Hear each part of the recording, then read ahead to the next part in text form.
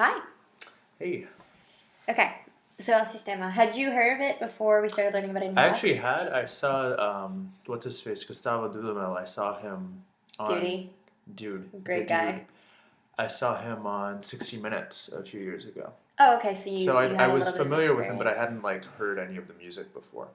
Okay, yeah, see, Um, I knew, I'd heard about them, I learned about them in one of my Yeah, classes, yeah. and then I sang the last song that they performed, hmm A Mañanera en Choir. Crazy.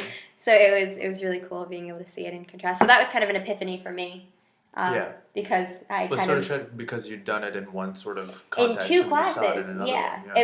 It was just kind of like the idea that what you learn in high school isn't going to follow you through life was something that I kind of this class kind of showed me that's not true Yeah. because Yeah. they were both applicable, and seeing them come together was awesome too. Yeah, for me, it was sort of twofold with seeing the Simon Bolivar Youth Orchestra. The first was that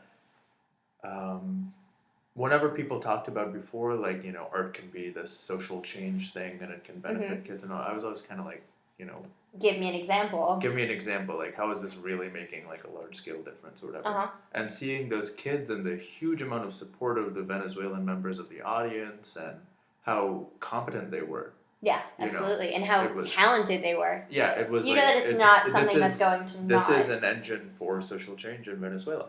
an economic change as well, because Yeah. these kids, instead of potentially not being Yeah. able to afford an education, can afford an education and can Yeah. afford to travel the world through music.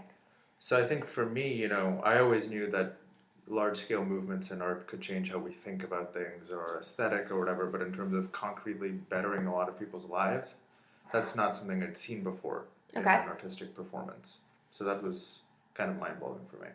So kind of from a political standpoint, the fact that music could have such a moving effect to mobilize an entire government around a group of children bringing an instrument. Right. And I think the other one for me was, I'd seen symphony orchestras before, but it's this very ritualistic kind of performance, Yeah, you sit and down, very concrete. you dress and up a little, you remain absolutely silent. that you don't There's spin no your cheering. bases. You definitely don't spin your bases or dance. For dance, And bachata. Was it bachata? No, it was mambo. it was mambo and I'm thinking conga. of false for dance. And seeing them sort of take the conventions of orchestra and not turn them on their head, but make it their own, was They really really took interesting. ownership of what they were doing. Yeah. Well, 'cause- you have to remember that they're kids. Yeah. So Above all I think else. that when you take these rigid artistic traditions like the orchestra, like the symphony orchestra, Mm-hmm. and you Give them a little bit of a breathe spin. new life into it, then the end product is much Pretty more powerful. engaging. Yeah. Yeah, I would agree with you. And I think that it's very easy to kind of forget the ages of the people who are performing just because you have such talented musicians. And if you listen, the performances and the pieces that they performed really went off without a hitch. Yeah, it was flawless, and the dynamics Were like, flawless. yeah. And the conductors were fantastic, if I can say so myself. But, yes, I think it's really easy to forget. And then when you see a piece like Mambo, where people are having so much fun with it and really dancing around and using their instruments as instruments. Yeah.